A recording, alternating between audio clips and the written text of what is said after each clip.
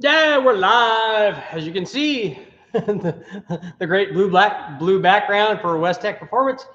I actually came down here to see my good buddy Steve Brule because there's like 17 different kinds of awesome. So definitely it's worth the trip just to come hang out with him. But while I'm down here, obviously, we're going to try to do some testing. And right now, already, I'm knee deep in a mess, and probably more accurately, two messes, because I have both of the 3800 V6 motors apart. So I've got one L67, so which is the earlier one, and then the Series 2, and then I also have the Series 3 L32 that we ran a bunch of tests on already and ended up hurting it. So we're going to take a look. We can walk over and I can show you some of the things that are going on with that. Hopefully you guys will be able to see with the camera that I have. I need to make sure that I get a light so you guys can take a look at that.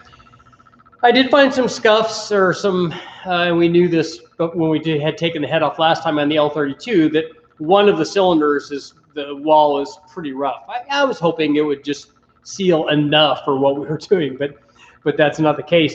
And on the L67, I knew, because that's the reason that I got the L32. The L67, before we put it on, it was the motor that I got long ago. It was sitting in the back of my truck when I asked all of you guys for help, and thank you very much for helping out, to tell you that I was going to be doing this series on these 3800 Series 2 motors and Series 3 motors.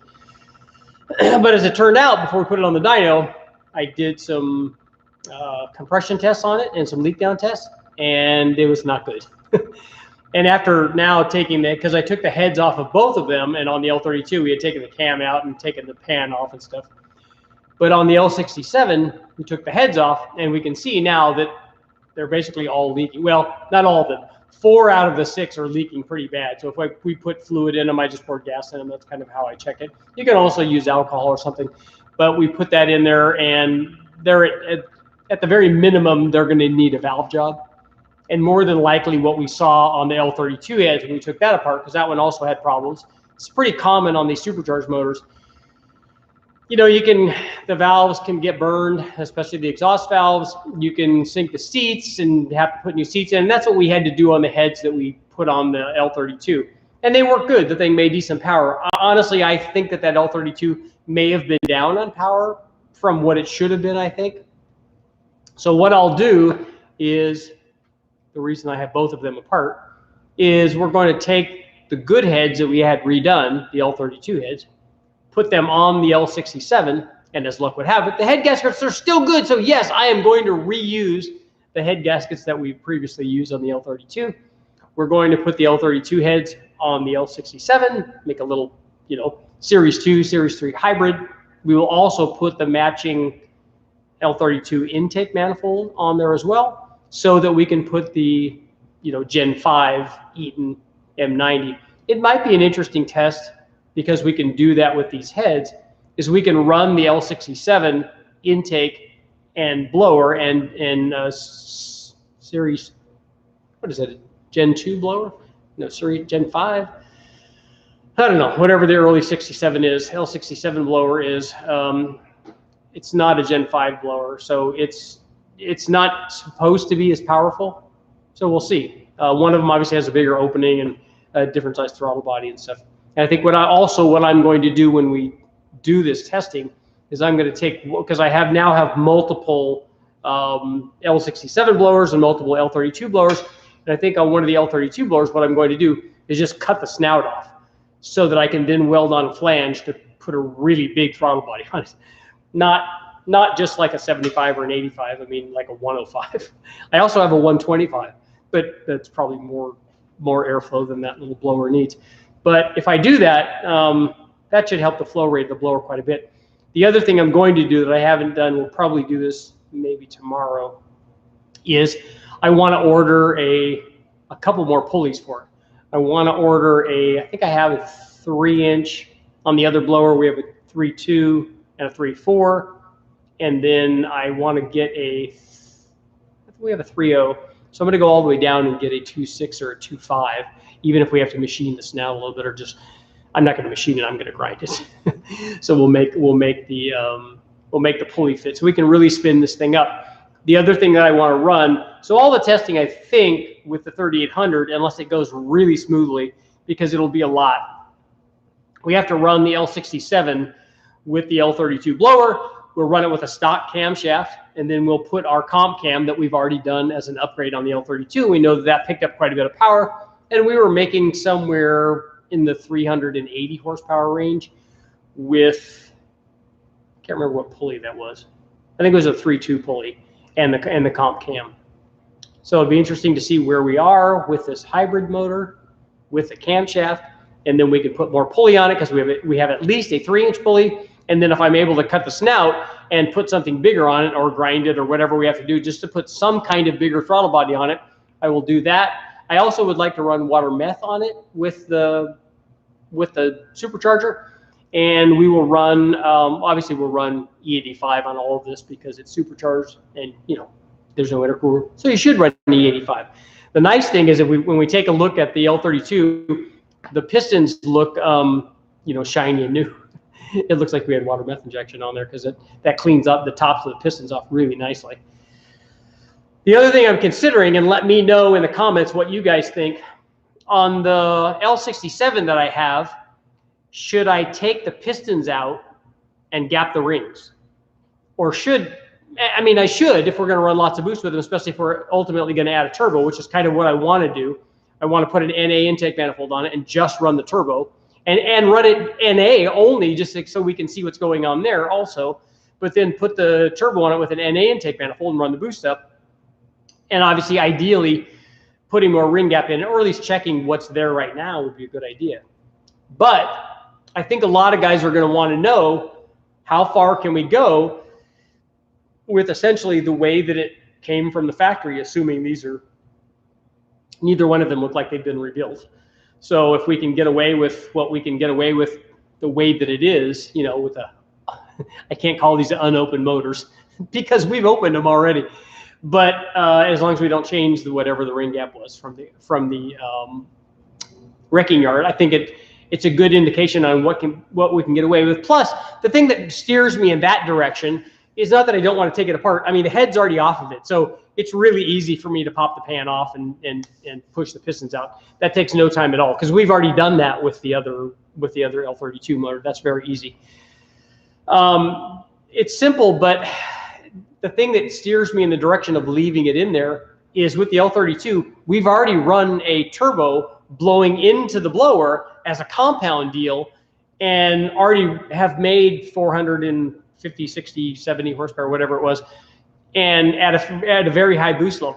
So we know that it will like live at that kind of pressure and that kind of temperature. We did have an air to water intercooler on it between the turbo and the blower, but still the you know, even though we cooled the boost from the turbo going into the blower, it's still going to be fairly hot coming out of the blower. Now we did have E85, which obviously helps things, but which is why I kind of want to run water meth when we just have the blower.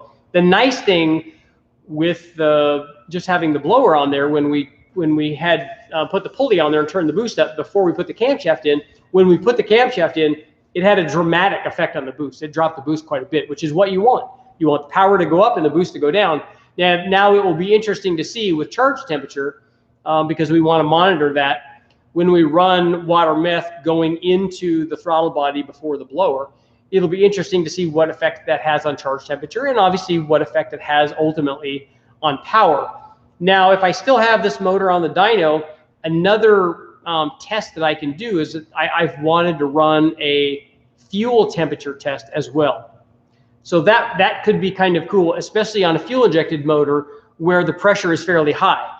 I'm wondering if on a carbureted application, we already have pretty good like charge cooling from the carburetor anyway. So if we cool the fuel and it's only at 6 or 7 pounds of pressure, how hot is the fuel? Now, is the fuel just hot because of the radiant heat of whatever it's around, you know, ambient temperature basically?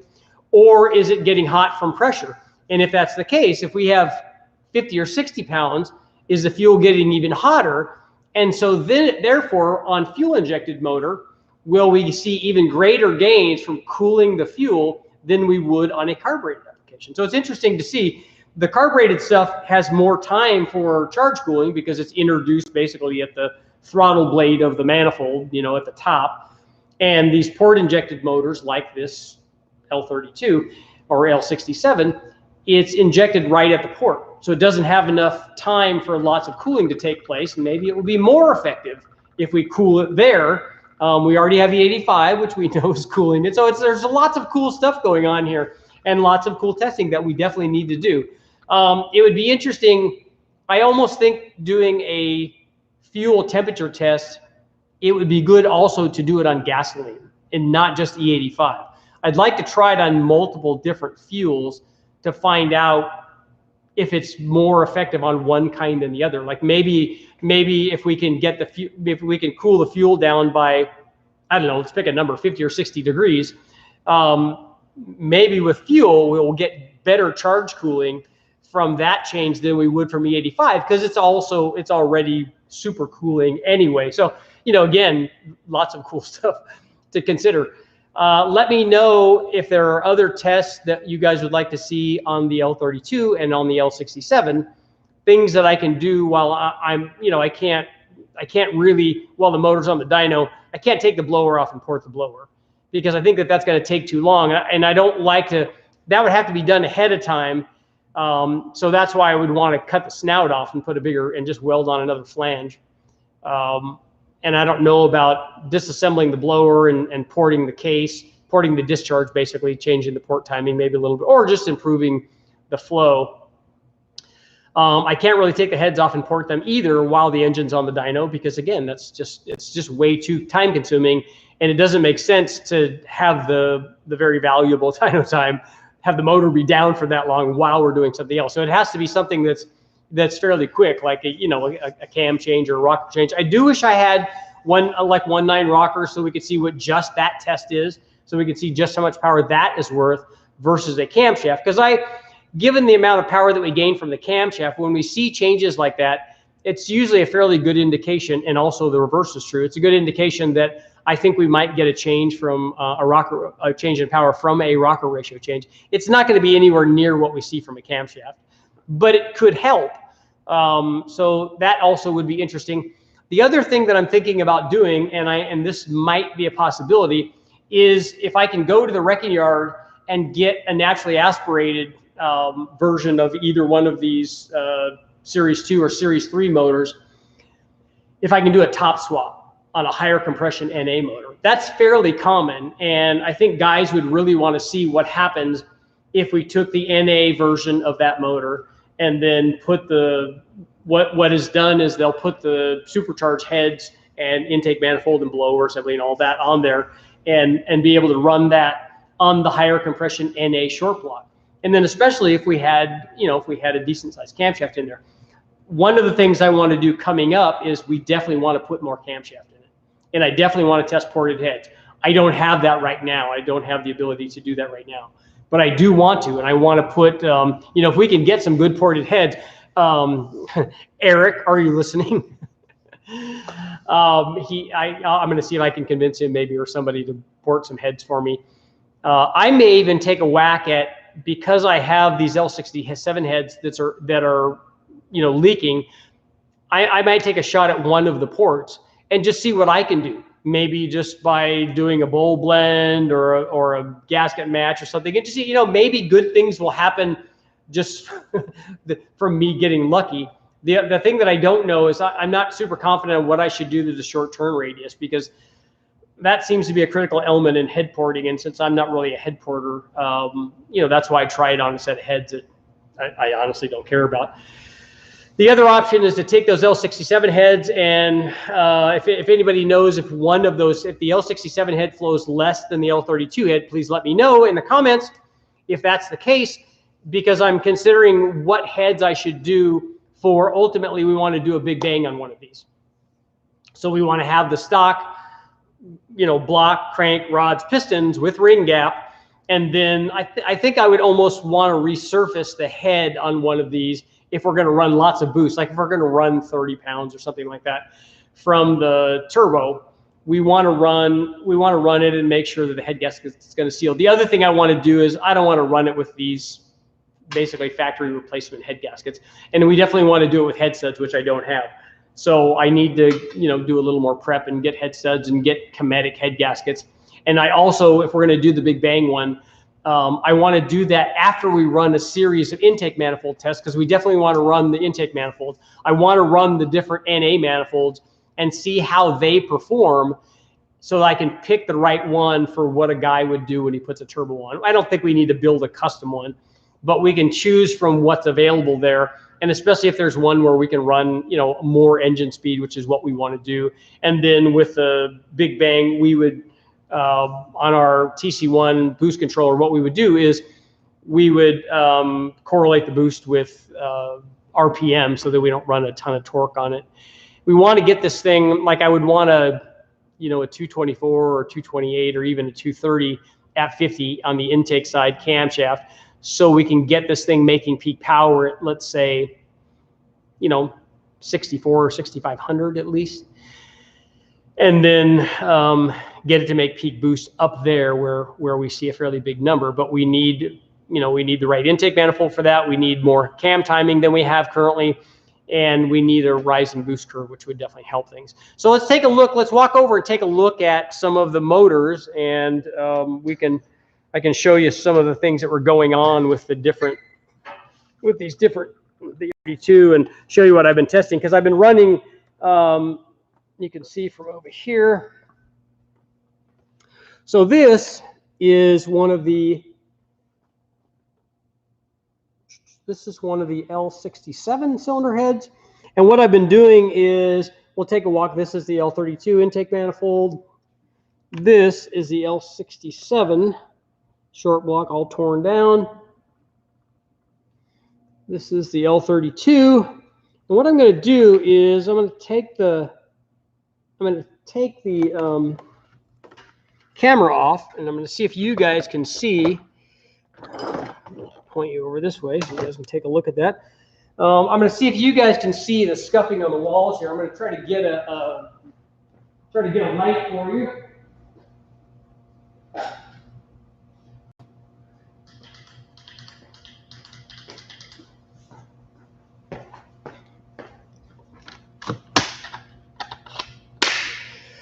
Okay, let's see what we can do here. Zoom in here. This is our L32. So, oh yeah, you can probably see that pretty well. The light's not really helping that.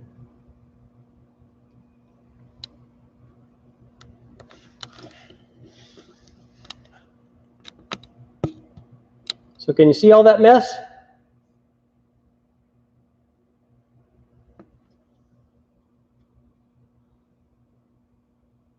So that's not pretty. And that was one of the cylinders in the L32, which might explain why it was not performing. And I even, there was rust there, and what I did was scuff the thing up. Started off with some like 1000 grit sandpaper. And even down here, you can see down at the bottom, down where the piston is. So the cylinder, it needs to be bored. I mean, you might be able to get away with a ball hone, but some of this stuff is you can feel it. At the very least, a ball hone. And I didn't do that. Oh no, I take that back. I think I might have. I have to go back and look at the videos. I may have ball honed this one cylinder, but with the piston still in it. So you know how we do it. So that's the L32. So we'll go in. I'll show you what I'm doing in here. Hopefully I don't snag my camera again.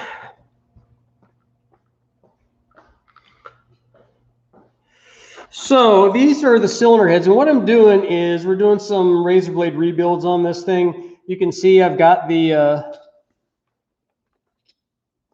so I'll tilt you down just a little bit. So we've got some good old valve grinding compound. And so what I've been doing is checking to see if they're leaking. And unfortunately, the L67 stuff, those were definitely leaking a lot. 4 out of the 6 were, you know, it was basically just pouring out. Now I might be able to lap those in and have it help a lot, but really what they probably need is I like with this head that we sent to the guys at L&R, we need to have them do like an actual valve job. So what I do is we'll just take and, you know, I've got a bunch of, I just use gas and we just pour it in, see if it's leaking. And so what I do after we do that, we'll take the valve out. I've been using a drill, put a little lapping compound on it, put the drill on the head, spin it, you know, and then put tension on it. So it cuts the seat, and it works pretty well. It makes a nice pattern, and then, you know, in theory, it seals up and everything's fine, right? Yeah, sometimes not.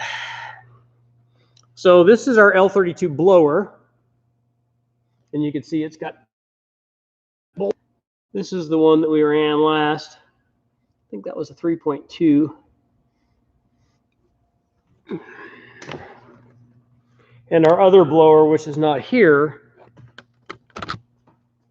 and it keeps wanting to snag me. The other one, we put the ZZ Performance kit on there to, you know, bolt on pulleys. And I think we started with a 3-inch because we wanted to go down from the 3.2 that we had run already. You got some cool stuff over here. Turbo goodness. Nice little Woody over there. Blower motors. All kinds of fancy stuff. This one, James Bostic, one of his motors. He does good work. Let's see, get the right.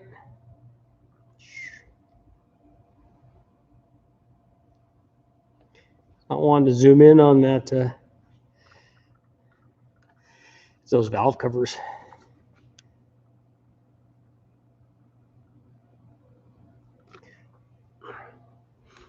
All righty. Lots of cool stuff. It's always a, you know, it's always an adventure with WESTECH.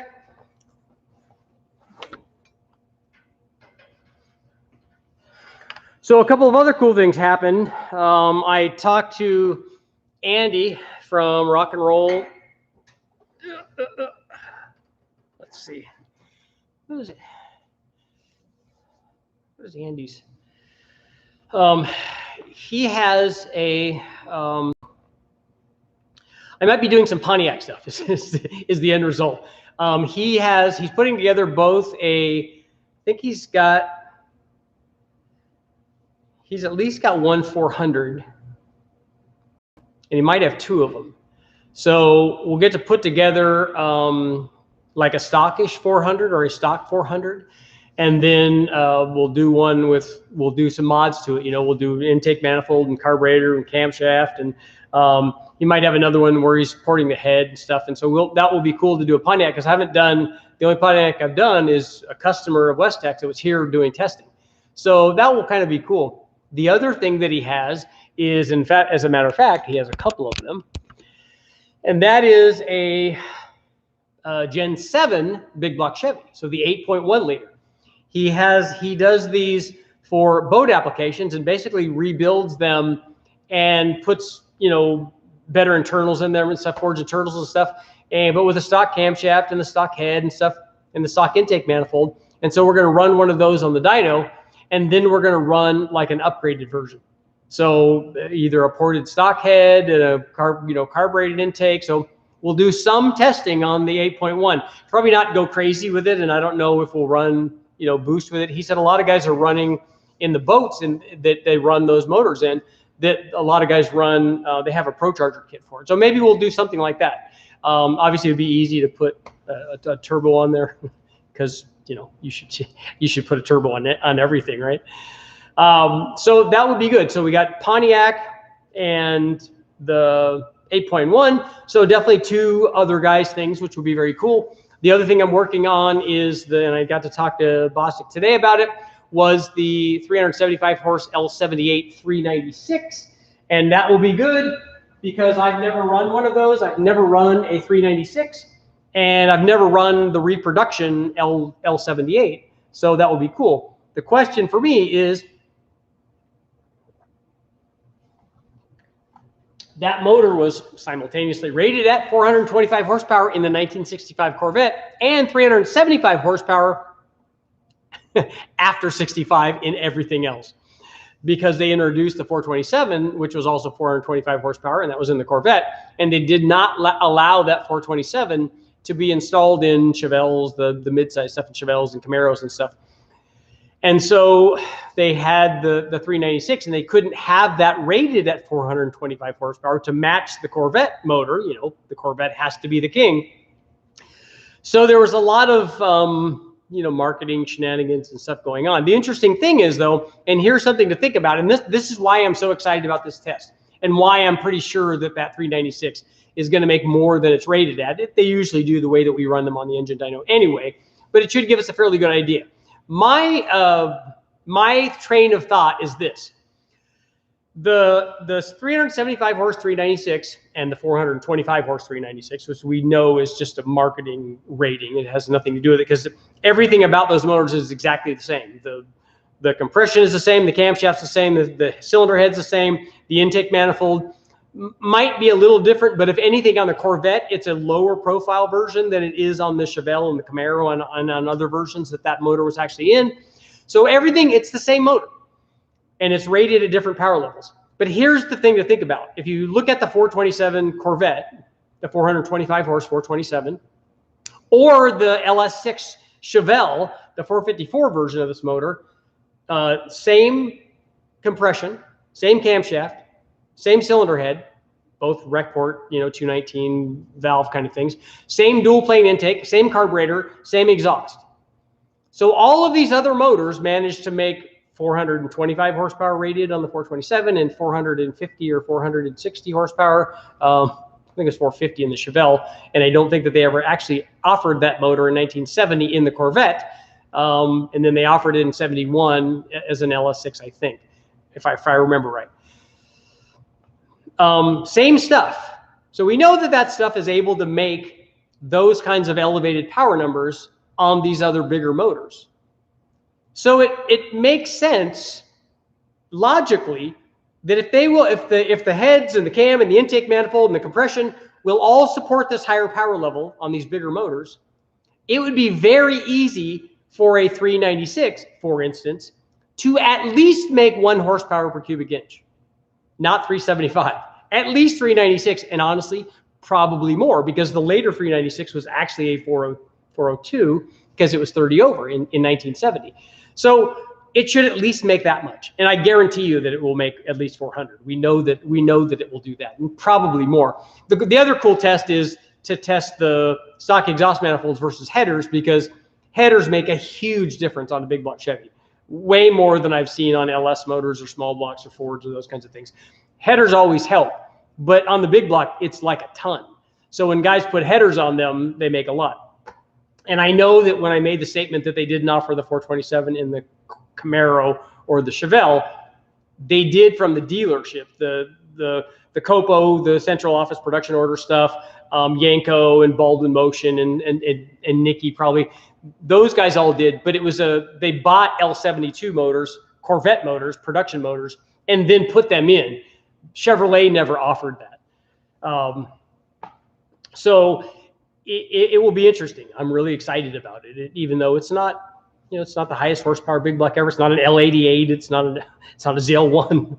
It's not even an L89, which, by the way, you could get because it's an aluminum head option on that L78 396. So lots of cool stuff. So I'm excited about that as well, and also the Pontiac and the 8.1 liter. So lots of good stuff happening. Let's see what you guys have for questions for tonight. If you have any questions about the 3800, the other thing that I'm going to try to do while I'm down here is I have the 5.9 Magnum, which I want to get from the wrecking yard, a 318, a 5.2 version of that, and I want to compare them back to back. And do other stuff with the 318, because as we know, the 318 is the best motor ever made. Just ask any Dodge guy. And what I'm going to show is that the 360 is actually really good. So I want to test that, but I have the 360 here, and what I have to do is, you know, naturally tear it all apart, because we now have to put it back into the standard pin position factory, you know, configuration. So I've got to take it apart, swap the pistons back into their normal spot, which we know does nothing to power because we've already done that the other way. And I have to put head gasket. We'll put new head gaskets on anyway, as a matter of course, because we've got to take those off. So we'll put those on. I want to run the UT Awesome fuel injection, the kegger manifold, the mods that they've done, and then their camshaft that goes with the kegger manifold, because obviously I ran, this doesn't say wrong cam, but it should, because I always run the wrong cam. We'll run their camshaft and that. And then I also want to run, if I can get that thing going in a timely fashion and up on the dyno after we do the 3800 stuff, I want to run boost with it. So I've got to put a hole in the pan. We're going to run the stock exhaust manifolds. We're going to route those so that they, you know, we're going to make the Super Richie Y pipe and just put a turbo on it, and not even run a ton of boost, just run some boost in it, because everybody wants to see the Magnum with boost, and it will be cool to see the kegger and boost, although we know what it's going to do. If all goes well, we will also run it with some sort of carbureted intake. The guys at Speedmaster offered up one of their dual planes, and I'd like to take them up on that. They also have a number of heads, so down the line we want to incorporate, you know, better heads with this and more camshaft. The thing has a tiny camshaft in it right now, and has an equally tiny one from the guys at UT Awesome, because that long runner kegger manifold is designed to make power at low engine speed. So you want a mild cam to work in conjunction with that. And I think that his camshaft probably has a tighter LSA than the one that I ran, you know, the wrong cam. And that should help, you know, that should help low speed power production. So that'll be good. The 3D printed throttle bodies that he have are really nice.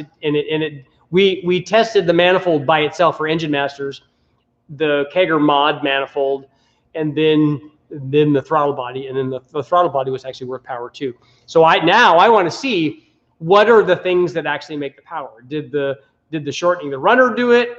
Did the change in plenum volume do it?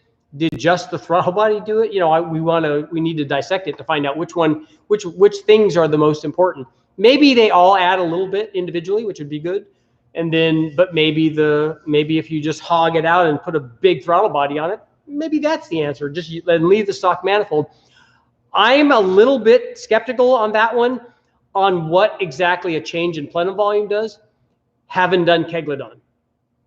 After seeing that, and I've done plenum volume stuff a lot, because we've done it with you know, dual plenum manifolds and connections, and we've done a lot of that stuff.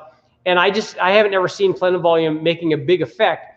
The one instance where it did make a big effect was down at 2,500 RPM, and that was on a factory Ford 462 valve truck intake manifold that was designed to do that. And they had the little divider that, you know, opened and closed that basically joined the two plenum volumes, and that made an effect, but only, like I said, way down low and nowhere else in the curve. It basically had no effect in other places. So that was kind of a cool test. But I would like to see, maybe there is something to that. I just have never seen the individual test that shows me that, hey, look, if you get rid of all of that ugly plenum volume, this is better, or maybe it's more responsive on the street, maybe it's snappier. I don't know. I'd like to see, and we want to test it. So that's the testing that's going to come up for the 5.9 liter, the 360 Magnum. Okay, let's see what you guys, is the 2.2 back there? No, the 2.2 Chrysler is not. I called the machine shop on my way down to find out when I could pick it up, and he said that he thought it was going to be this week. So that would be good. And the adapter plate for the bell housing is not done yet either. Casey and Andy, that's a good idea. That's one of the things I would like to do is, and I was going to do that to my kegger manifold, one that I don't care about, is we want to hog it out and put a plate on it so that I can just put a 500 two-barrel carburetor on there. I don't know how well the distribution is going to be in that manifold with a carburetor, but you know, it'll be interesting to see. 351 Clevelands are good.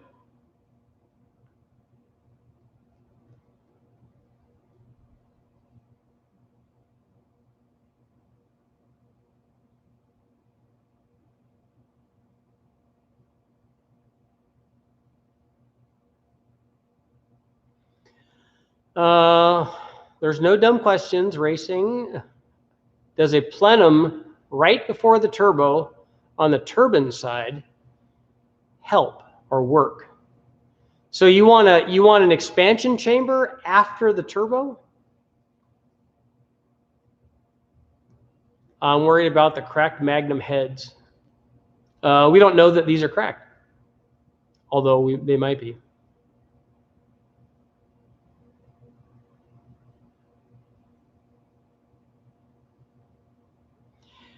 Have you ever done testing on a saline vortex intake? Yes, I have. Yeah, they work well. It's a truck lower manifold, and it's a saline upper that they cast, and it works pretty good. It works a lot like the Holley Systemax does.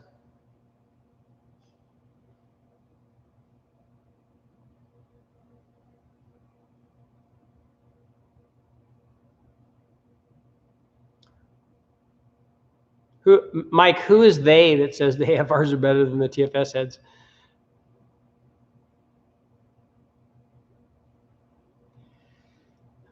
Springer, we have a 92 Fox body, 406, 12 to 1. Want to run in the 10s and still drive around town occasionally. You're going to need a big hydraulic roller cam, like at least the 294 and maybe bigger than that. And there's lots of good small block Chevy heads. Airflow Research has a lot of good heads for that.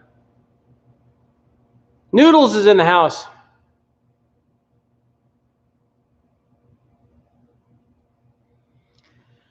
Casey, you want to put a carb on the 3800?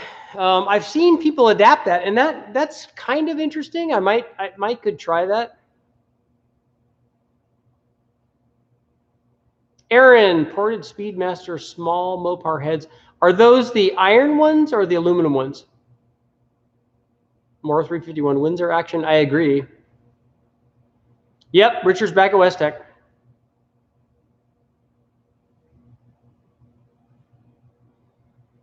Matt, we always run the O2 sensor that we're tuning with after the turbo.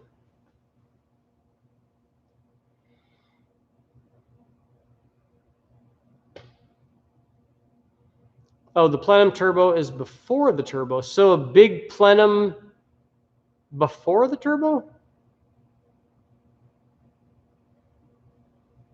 On the hot side?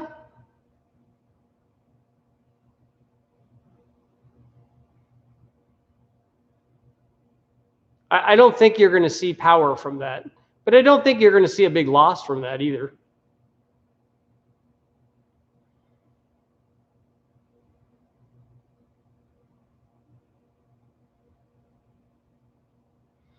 Mike, you need to test more. Okay, Aaron, the small block, the aluminum cylinder heads. Okay, the aluminum heads. Okay. Tom, you're up at the deer camp. I'm surprised you got reception up there. Have you tried to inject nitrous into the exhaust on spool up right before the launch to create boost? So why would you put it in the exhaust? We know it will help if you put it on the inlet side.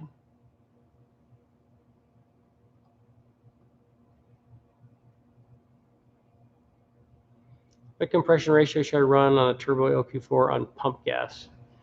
The stock compression works fine.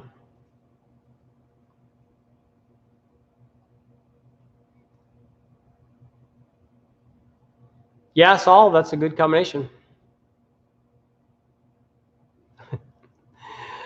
Mike, that's not accurate.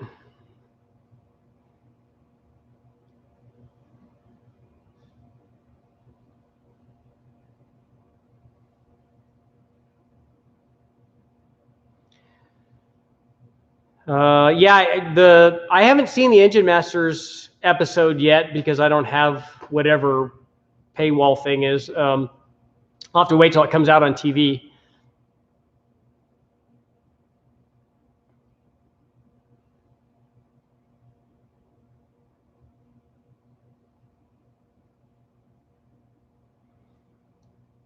You can add nitrous pre-turbo, but it will be more responsive if you add nitrous like right into the manifold. because it will hit sooner. And that's what you're trying to do. That's what will spool the turbo up more than anything. I remember back in the day, the Kip from Turbo was working with the guys from NOS, and they were trying to plumb the nitrous pre-turbo, but their thought was that they could use it to spin the wheel up. Like they could inject the nitrous at the wheel and just use the nitrous pressure to, to spin the wheel up, to pinwheel it. But that doesn't work nearly as well as just injecting the nitrous into the motor and have it all of a sudden make another 100 foot-pounds of torque, and with subsequent changes in the boost response.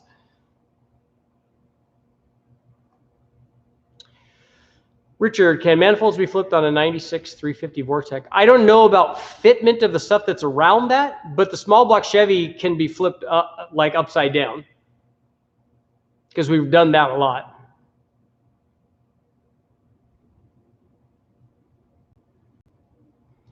Richard, you need to get a fuel injection 4.3 liter V6 marine intake and mount the M90 to it. So that would kind of be like the mounting it to the high ram, I think, if I remember what that fuel injection manifold looks like.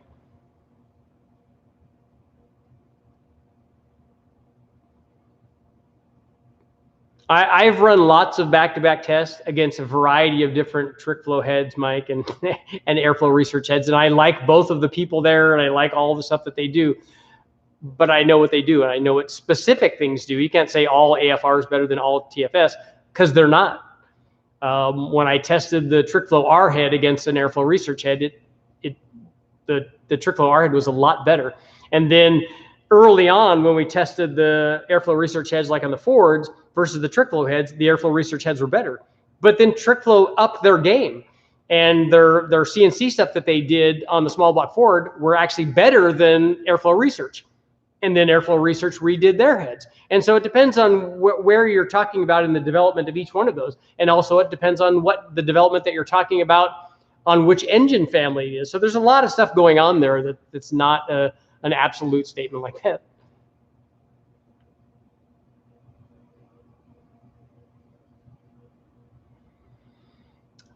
So Michael, you went to your first dyno tuning session. Very cool. Was it a chassis dyno or an engine dyno?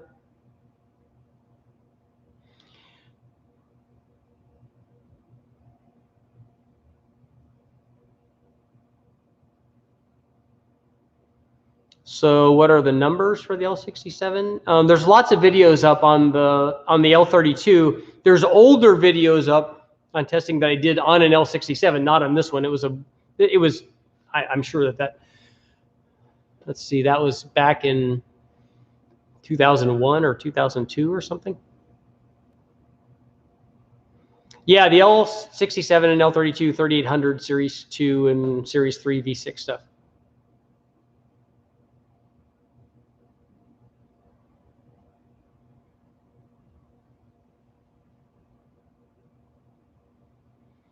In previous stream, you mentioned that cast and forged pistons have different characteristics. They have different strength and they have different growth characteristics. So you have different piston to wall clearance depending on the type of piston that you use. Your favorite engine for boring and stroking combos. I don't have a favorite engine.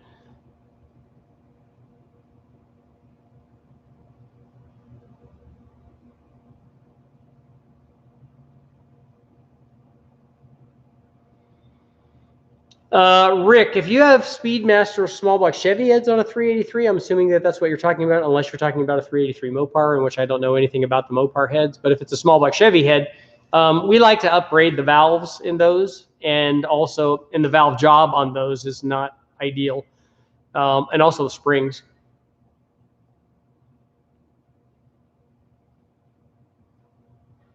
Ooh, an L67 and a TVS 1900. That's cool.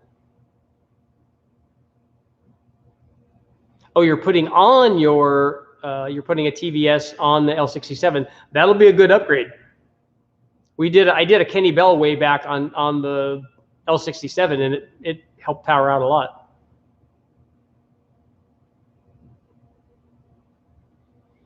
Jeffrey, you don't have to worry about the piston skirt issue on the Stroker LS stuff, because just don't go more than a 4-inch stroke crank on a factory sleeve block.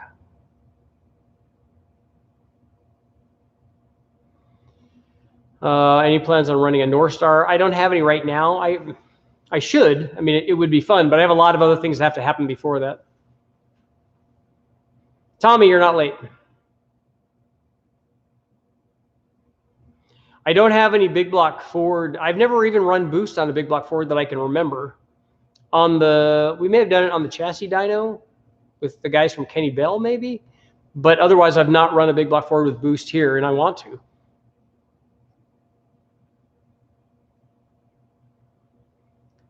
Puppet Master, with a forged piston, you're going to need more piston to wall clearance. The factory pistons, cast pistons, and typically hyper-eutectic pistons too, are there's not as much growth rate. On a forged piston, there's a lot, so you need more clearance, which is why they tend to be noisier and why a lot of OEMs won't use them, because people don't want noisy pistons when they start it up in the morning. They want the thing to like be whisper quiet.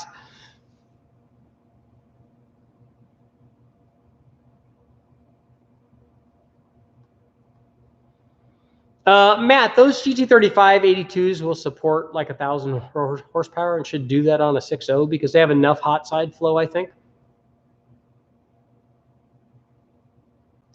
We haven't explained the Big Bang to you. More twin turbo, big block action, big block Ford. Noodles, actually, I haven't. I have not sent the cams out yet. Is a flat plane crank big block kit, is it possible? It's possible, but it's not probable. Yeah, J-Series Honda would probably come before the North Star. If I ran a North Star, I think I would just put the North Star up there and run it and then maybe add boost to it and hope that everything was sealed up okay. I've not tested the AFR Enforcer heads yet.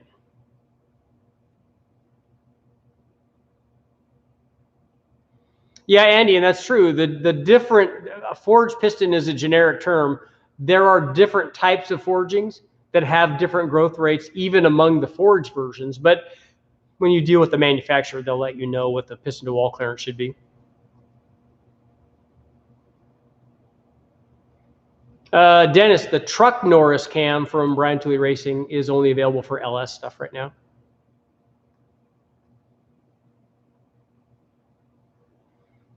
Adventures in Abbott. I do plan on the J-Series Honda is definitely on the list. Every time I go to the wrecking yard, I want to get one of those, either a 3.2 or a 3.5. WESTECH gets a lot of those on the chassis dyno side, and Eric and Ish tune those like in sand rails and stuff. And they come in, and the guys run naturally aspirated with cool fancy off-road kind of sand car headers, or they run turbos on them and stuff, and they work really good. And I think with the right, a little massaging and a camshaft and ported heads and stuff, I think it'll work really well. Plus, my buddy Jimmy is putting one of those. He's swapping one of those into his NSX, which is kind of a cool idea.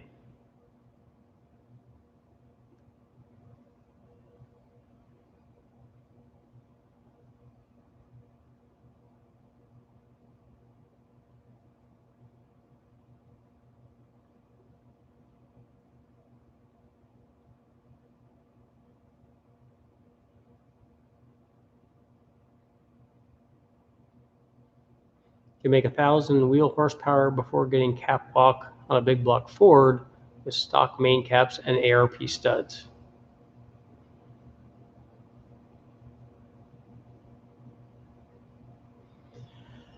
Have you tried running an inner chiller? Is that where we're cooling the air before it goes into an NA motor?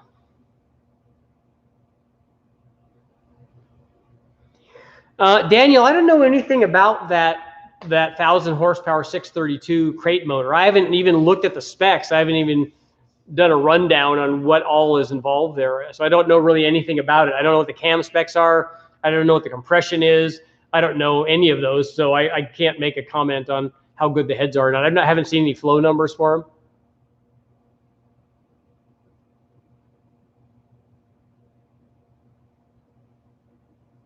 I had an NSX, and my wife loved driving it because it's a Ferrari-looking Honda Civic kind of.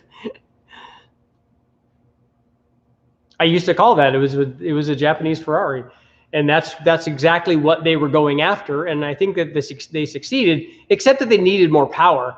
That thing needed to have boost. I mean, the motor was awesome and it sounded great, but it needed another 100 horsepower at least. And when we turbocharged, the guys from HP Performance, Jimmy and Nathan, turbocharged mine, and then it was a lot of fun. Like everything, 400 at the tire was a lot more fun.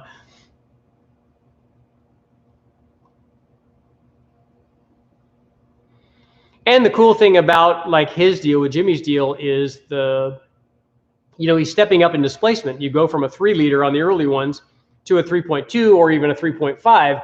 So all of a sudden you have those motors were not known for their torque, even though they're VTEC motors and they work very well. But having it be a 3.2 or a 3.5, all of a sudden you have a lot more torque. And his is going to be turboed anyway, so he's going to have no shortage of that.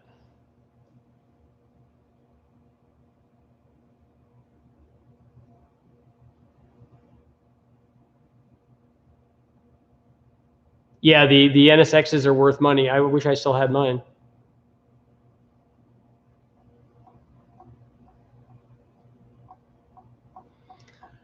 I don't think the twin GT3582s will support 1200 on a 6-liter. I think we might run into exhaust flow problems before that.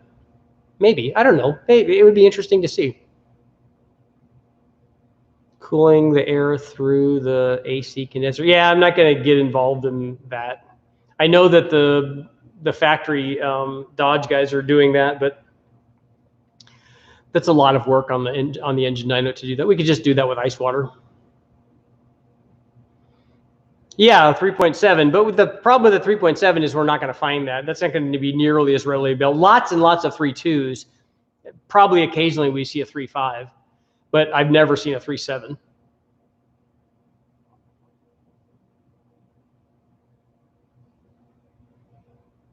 Rodrigo, if you have, depending on what Vortec you have, I don't know, an A-trim is going to struggle to keep up with it if they even have those anymore.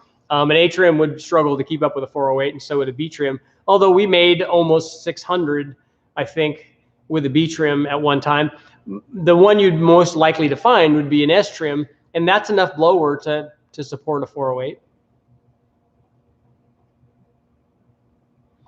Yeah, snafu. I talked about that earlier. I do want to do a cooling the fuel test.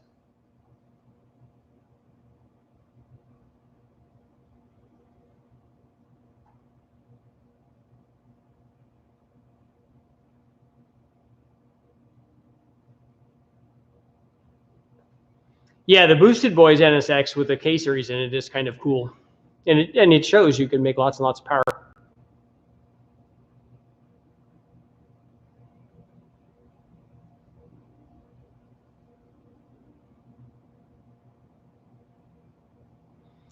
Yeah, well, people do stop driving them. I had the NSX and I drove it everywhere. I mean, it was, like I said, it was like driving a Honda Civic. It was just really a really nice looking one. And I love that car. It worked flawlessly. I think the only thing that ever happened, and it's pretty typical of that car, is that the window regulators go out. So one day I was just sitting there and boom, the window just dropped down and then would refuse to go back up. So we had to go in and fix it. And lucky my buddy Jason Wilson, who was with me at Ram Air Technology at the time, was able to. We just bought a new regulator and stuff, and he was able to make that work. But that was a good car. I think I had to put a clutch in it too. Yeah, because we were running boost on it, so we needed more clutch.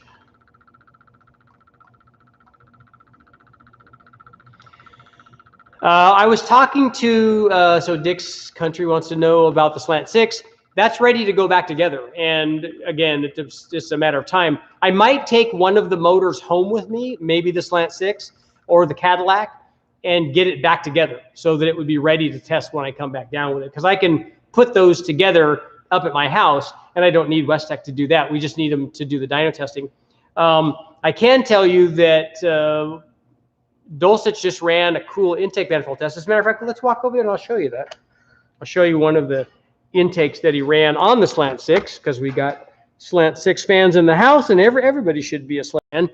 We just shouldn't put them in Miatas. Yep.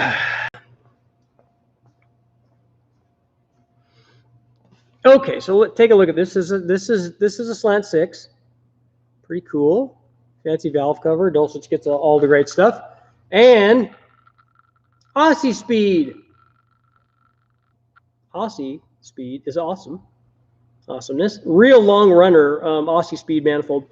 So Dulcich did a series of intakes. I think he ran like an Offenhauser and a Clifford and all kinds of cool stuff, and a short and long version of that. So that'll be coming out on Engine Masters, and that will be cool because, you know, the Slant 6 guys want to know what works and what doesn't, and everybody deserves to have that information, which is why we go out and test and do all of that stuff. Yes.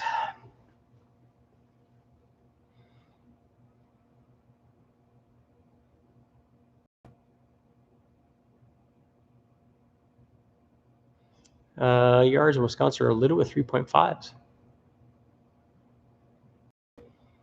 Nice. I like that you hauled the 3.5 in the back of a 95 Impreza. I have put 2 motors, one of them was a big block, in the back of my, I think I had them in the Versa maybe. And it's pretty exciting. It was almost popping a wheelie. It did understeer quite badly. Do NSXs have a problem with metal fatigue because of the aluminum body? I don't think so. And they have titanium rods, which only the cool cars have.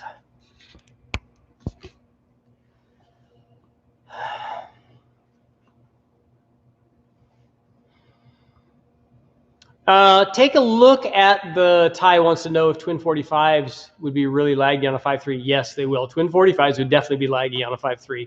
3582s are even a little bit laggy on a 5.3. Take a look at the video that I did on the remote turbos and then on the twin turbos, and those were GT3582s, and so they were smaller than 45s, and you can see the difference in between having a single turbo and then having 2 of those, and you can see the lag, and that's on an engine dyno, so it's going to be even worse out on the street.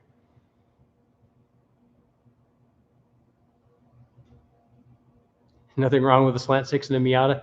It's an awful long motor. It's an awful long, heavy motor in a little car like that, and it just wouldn't be my choice.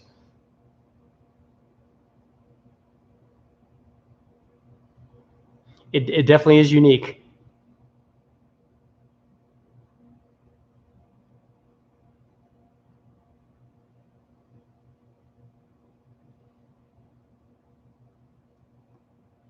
So that your oil pressure is going down when the oil gets old? That happens in the LS. I have seen that in the LS, and you change the oil and it gets better.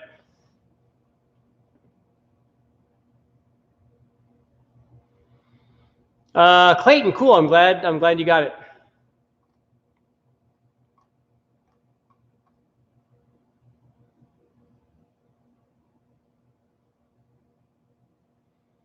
Oh, so somebody did a Triton V10 teardown. I was talking to Andy about that today on the way back from Steve's deal, and he used to have a V10 Dodge, and we were talking about the different versions of those Dodge motors in the trucks, and then also the V10 Triton stuff.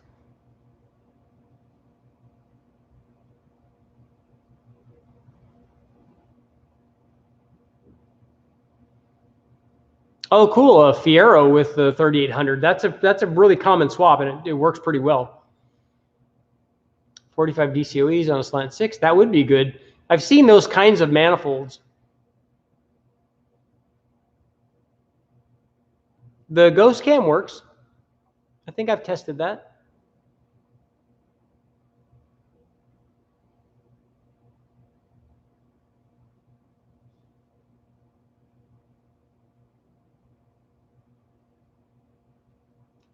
Jay, so you had Ram Technology stuff. We used to make the billet like engine mounts, and we had the exhaust.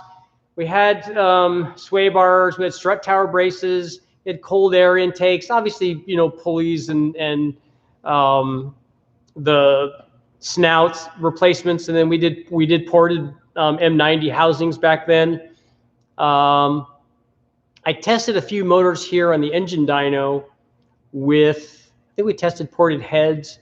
That wasn't something that we sold a lot of because I wasn't doing any of that. We were just farming that out. And I never put a camshaft in that motor. We should have because they really needed it. But we actually did some cool stuff. Pontiac gave us a car to do a bunch of stuff to and to promote the Pontiac stuff. And they approached us. They approached me about doing the Bonneville deal that Mike Cook eventually did. And they said, well, are you interested in doing that? And I said, yeah, I can make that Bonneville go 200. And they said, but you have to use the M90.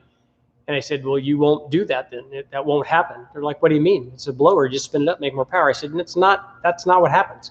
You're not going to make enough power to go the speed that you need to go with an M90 supercharger. It doesn't matter what you do to the rest of the motor unless I can run, you know, a 200 shot of nitrous on it. It's just not going to do it. So I don't want to be locked in to something that I know is going to fail. So I actually turned them down. I said, if I have to use an M90, we can't do that. I said, if I can use something bigger, you know, a bigger roots blower will work. We need something a lot bigger though, that can make real power, or I need to be able to use a twin screw or obviously a turbo.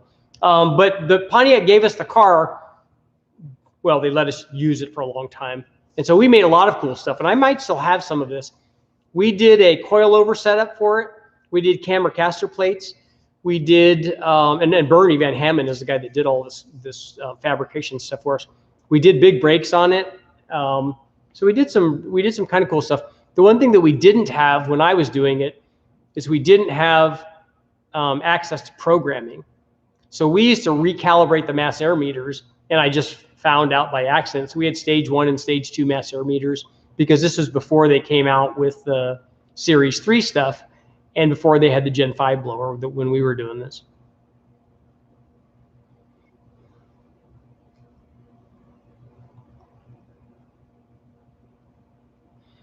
Ultra, I don't know about the North Star stuff. I've never even run one. I've only seen them on the chassis dyno because it used to be kind of a big deal in a lot of the sand rails and stuff back in the day. So I remember seeing them here, but I've never run one.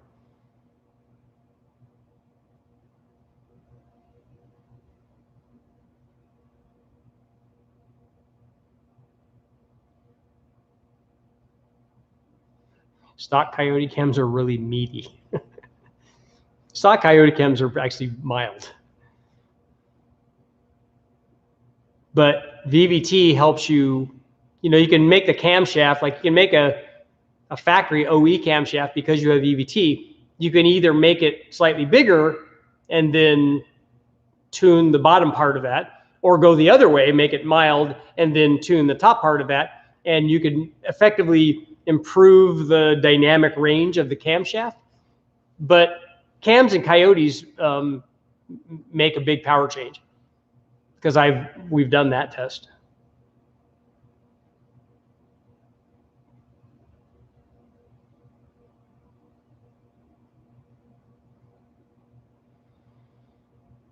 Jay, you want to pick them up? I don't even know where any of that stuff is, so I'd have to go look. I'd have to look and see if I still have it. We gave away, when we closed the place, I just gave away a ton of stuff because we just had to get rid of it.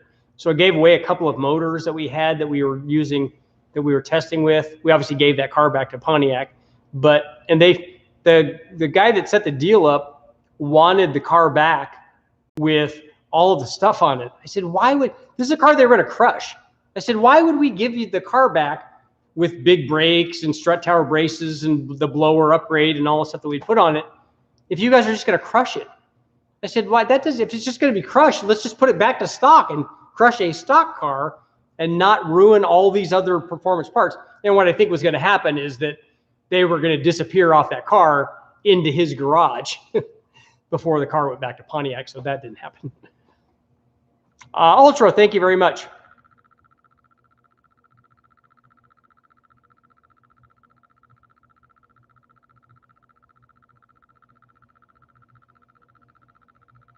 So looking at views on recent videos, we need more Hemi stuff. Hemi videos don't get the views. Well, two things. Hemi videos don't get the views that other stuff does. They're not even close. But I don't do the I don't, you can look at all the videos that I've done. I don't do them for views. I mean, I'm not trying to get lots and lots of views and make lots and lots of money. That's not why I'm doing this. That's not why I did this channel. Look at the stuff that I put up there. Look at the things that I test. If I just wanted home runs, we could fairly easy with research do that and only do that. The LS stuff, you know, I think when I was talking about this on the live feed last night or the night before, I think 4 of the top videos or 4 of the top 6 are LS. We have some other ones that are other guy stuff, which I like, but I would do the other guy stuff anyway. I want to run the Chevy Sprint turbo motor on here, even if only one other person likes it and watches it. I would do it just because I think it's cool. So I do a lot of this testing because there are things that I want to find out. And I also hope that when we do some of these engine families that maybe are not covered nearly as much, like there's lots and lots of LS stuff out there. Lots of people have tested things. There's 3 or 4 different, oh, this is the ultimate LS intake test. Well, we've already done that, but lots of people have. So there's lots of information out there, but there's not that for an RB25. There's not that for a Chevy Sprint turbo. There's not that for the 3800 V6. Even though a lot of these motors have been around and guys have modified them, people don't do like dedicated one thing at a time kind of comparisons so that information's out there and it's accurate and it's not biased by somebody from a shop doing it because they're trying to promote whatever camshaft they sell or their ported heads or whatever. That information's out there. And then when a guy wants to make the decision that, hey, should I port my intake manifold on a 3800 V6? Probably not. That's not the thing that you should do. You should not put, should I get ported heads on an LS3? Probably not, because that's the last thing that you should do. There are a lot of other things, and we find those things out and let that information out there so that people can make good choices. And that's why I did this. That's why I did this channel. Also, I got, you know, I couldn't do magazine stuff anymore, which is what I was doing before, which is the same kind of thing, disseminating this information. Thoughts on aluminum L76 engines and heads? Those are good. Every LS motor likes boost and they work really well.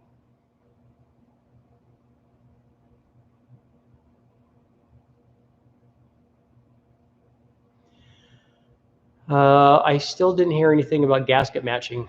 In my opinion, gasket matching, I've never seen it change power. And I don't mean that doesn't mean that it doesn't on some kind of application, but anytime I've ever seen it testing, just the gasket matching doesn't do anything. Because there are a couple of reasons or potential reasons. One, you're relying on the gasket manufacturer to dictate what the port size should be. Does the gasket manufacturer know everything about head flow? Probably not. And also, when you put the intake on the head and you gasket match the intake to the head, did you pin the intake manifold to the cylinder head? So it goes on exactly where you gasket match it. So that now there's a shift, because when you bolt it on there, there's slop in what the bolts will allow. You know, and again, is the mating surface where you gasket match the intake manifold and the cylinder head, is that the critical area to help airflow? Like, is the choke point somewhere else? Usually it is. Usually it's not that. Usually it's the push rod pinch or the short turn or the bowl or something else where all of the big gains are. And then that's kind of the last thing that you do.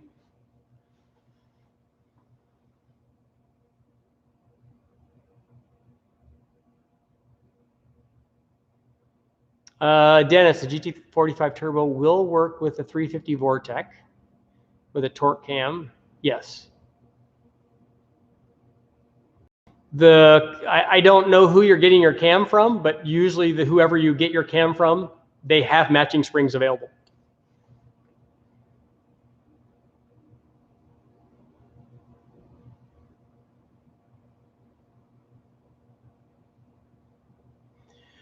But you need to run E85 on a Fox Mustang. Well, you'll probably need bigger injectors. I don't know. The fuel rail should not have any problem with that. The injectors, a bigger injector should not have any problem with that. You'll probably need a bigger pump because you have to flow like 30% more fuel, 30 or 40% more fuel. So you have to have a pump that is able to support that. I don't know about the lines and stuff as far as corrosion. I don't know what, I don't remember what the factory stuff is on the Mustang.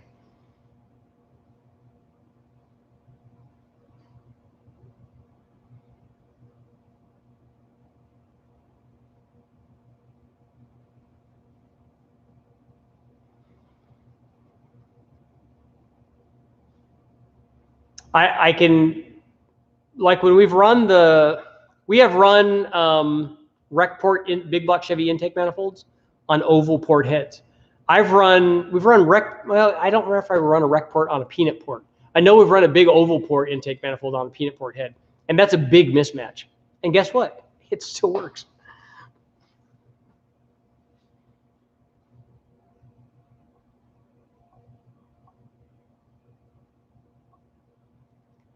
I've heard the 95 and up don't have a head bolt problem. Are you talking about Mustangs or are you talking about North Star engines?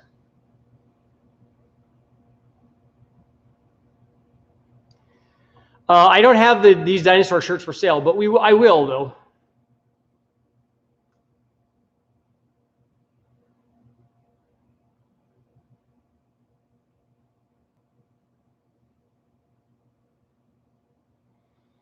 What size is the North Star head bolt? Is it like an LS? Is it 11 millimeter or is it a 10 millimeter?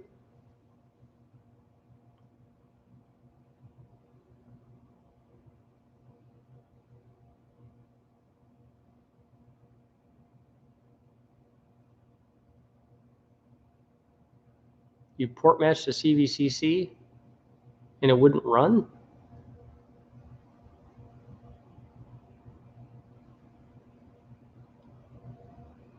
I wish I had a 76 Civic. That would be awesome.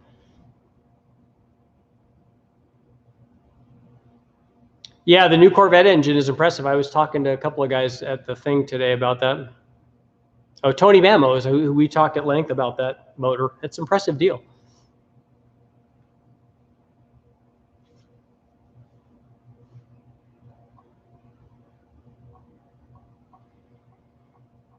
Scott, if you have the time and inclination, it's not going to hurt power.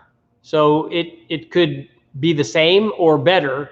So you have a possibility there. The Ultimate 5-liter head series that I did for Muscle Mustangs and Fast Forwards way back, and then now we've done the videos on them, was a lot of work. It was months and months of work. But it was, you know, it's good information for people to have.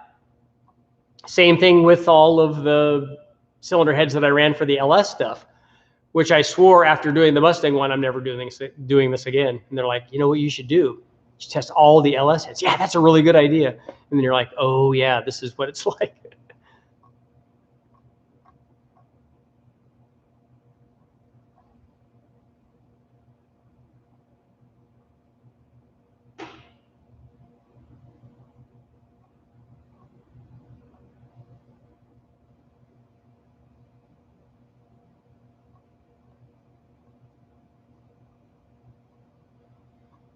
So why are somebody explain to me why the North Star blows head gaskets. Is it a tuning problem? Is it a head gasket strength issue? Is it a clamping force issue? Is it a not enough sealing area? What's the deal? I've never even seen a North Star, so I don't know.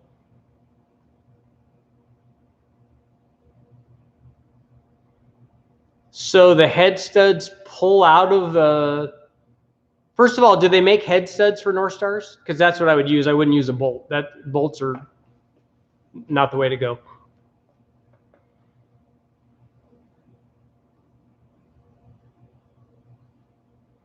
Can you do a video on a stock 5-liter pushrod with boost? Yes, I've run that. We've run that a couple of times. I don't have the photography for that anymore, unfortunately. But boost just adds to what a stock motor does. So the stock motor, when we run it here, makes about 250 or 255 horsepower. So then you just, if you add boost to that, you know, it just ups it. Can the North Star block be re-drilled and tapped for a coarse thread like every other motor has?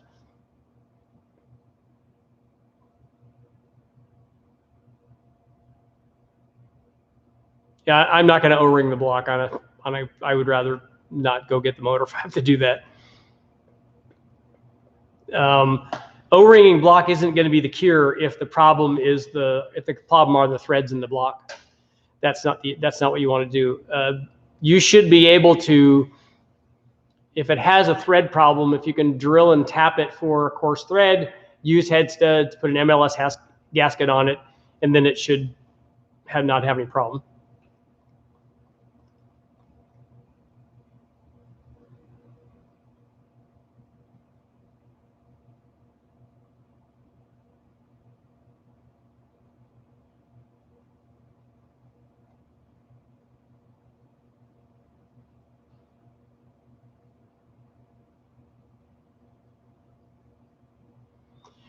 Vern, I don't know. We never run 87 on anything, so I don't know if there's a change in that soot that they leave on the plugs for the different octanes.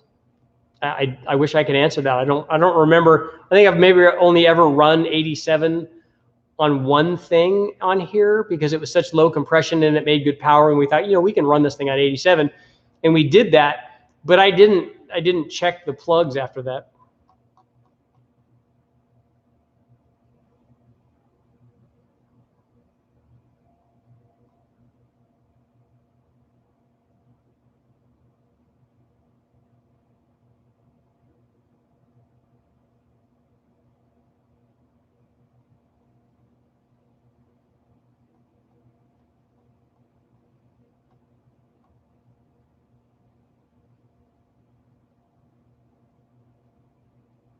So Scott, do you have a 3800 or something? Is that what you were looking at?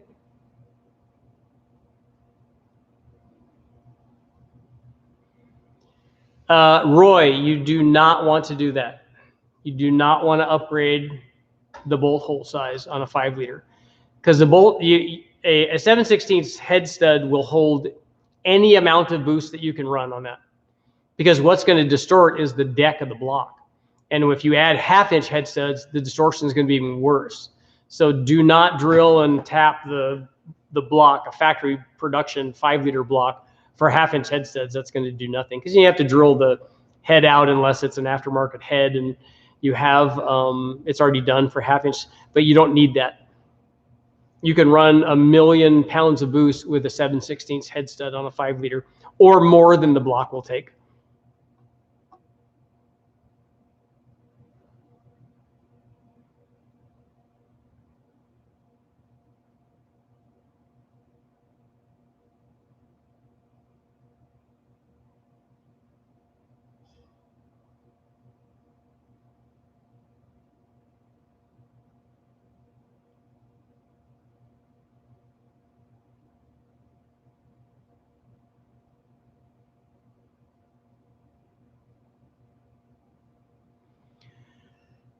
Bryce, I don't know if water methanol is going to help you with a blow-through carbureted application at 10 pounds. I think you're probably getting a lot of charge cooling already.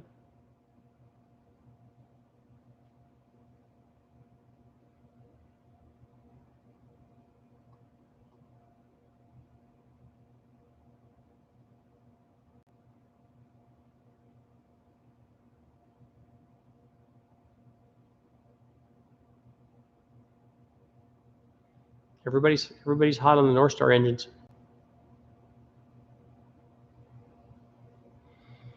Okay, 2 more minutes. It's already been an hour and 19 minutes.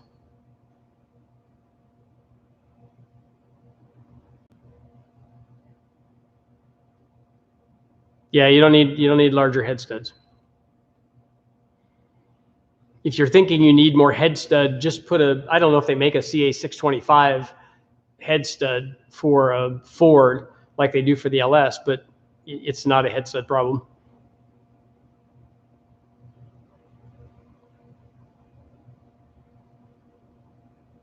Mike, I haven't done fuel cooling yet. It's one of the things I talked about one of the tests I want to do.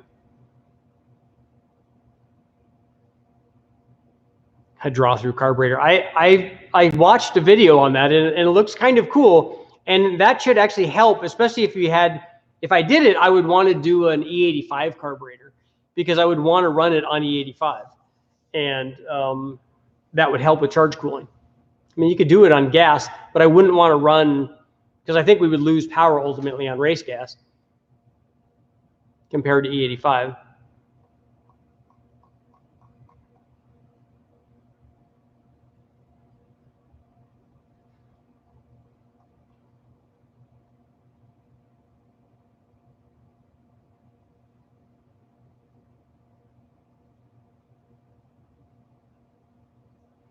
Yeah, KDs, we run rec port manifolds on oval port heads all the time on big blocks, and we just don't worry about the mismatch.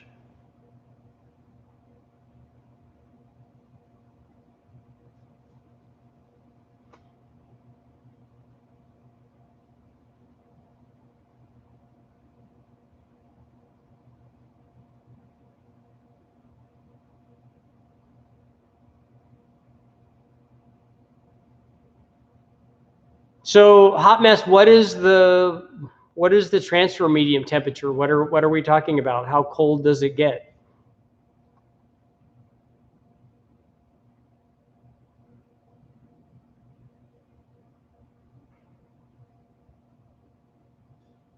Yep, Tom, we're still here because it's 2 more minutes.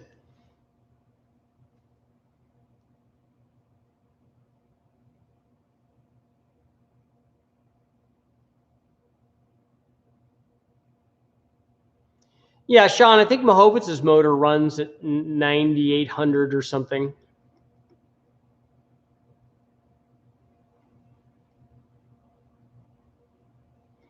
Front-wheel drive cars can be made to handle very well. The GM ones, I think,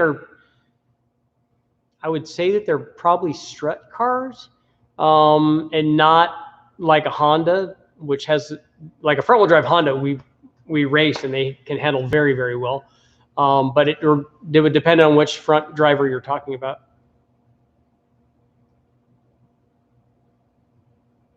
$60 pounds of boost on a North Star. I would be worried about having 60 pounds of fuel pressure.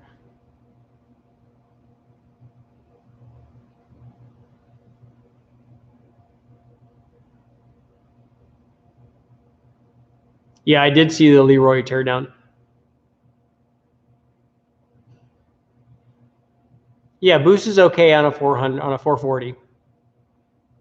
Just as long as you have enough, if you need to have ring gap, and you need to have enough octane, and you need to have a good tune.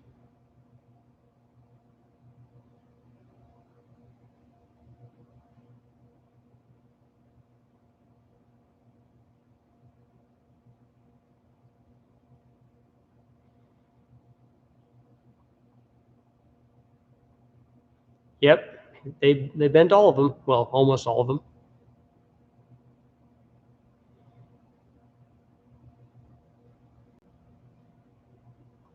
You always need ring gap with any amount of boost.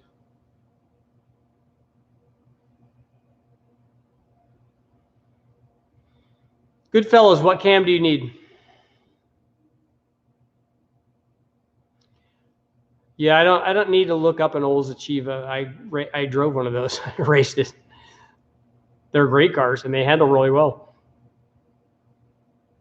At least the one that I drove was a World Challenge car, so it did really well.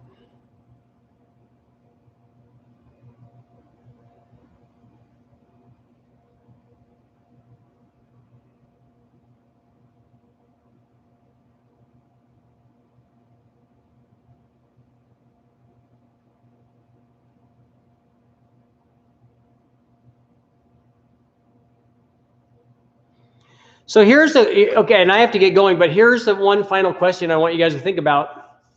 And I talked to Brian Tooley about this, and I put a call into Billy Godbold because I want to ask his opinion about it too. And it has to do with cam timing. So let's say we have a camshaft that's and we're running it in a small block Chevy, for instance. So we got a 224, 232 cam. And it's a small block Chevy, it's a 350. If we run that same camshaft, a 224, 232 camshaft, in a 4.3 liter, 3/4 of a 350-ish. Is the camshaft the same? Like, will the idle quality be the same on the smaller motor because it has the same displacement per cylinder? So will the camshaft, like, will the motor still idle at the same engine speed as it did in the 350 as it does in the 4.3 liter? Will it still want to make power at the same RPM in the 4.3 liter as it does in the 350? So basically the question is the displacement per cylinder going to dictate basically what happens with the camshaft? Or is it total displacement of the motor you're testing it on? Which one of those is it? So you guys let me know. I'll leave you with that for tonight. I will see you guys all tomorrow, and I got a lot of stuff to do over here, as you saw. It's just motors everywhere. Thanks for showing up, guys.